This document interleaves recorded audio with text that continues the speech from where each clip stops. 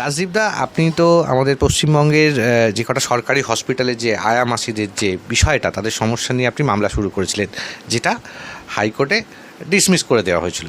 কিন্তু তারপরেও আজকে পশ্চিমবঙ্গের সমগ্র সরকারি হসপিটালের প্রতিনিধিরা এখানে এলেন, যদিও তারা আমাদের মিডিয়ার সামনে বা আমাদের সামনে মুখ খুলতে কোনো রাজি হলেন না, কিন্তু এই আলোচনায় আপনি ছিলেন।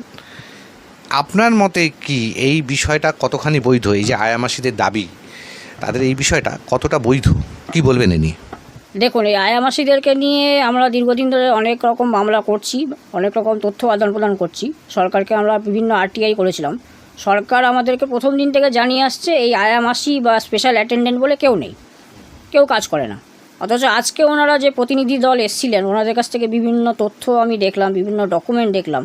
সেখানে দেখা যাচ্ছে এনারা আজকে থেকে নয়, বহুকাল ধরে কাজ করে যাচ্ছেন এবং এনাদের একদম সুনির্দিষ্ট অর্গানাইজেশনের মাধ্যমে এনারা অ্যাপয়েন্টেড হন এবং সরকারের তরফ থেকেই এনারা অ্যাপয়েন্টেড হন এবং তার নির্দিষ্ট অর্ডার আছে সরকারের।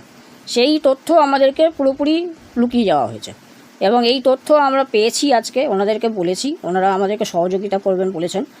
ওনারা যদি সহযোগিতা করেন তাহলে এই তথ্য নিয়ে আমরা পুনরায় হাইকোর্টের দ্বারস্থ হব।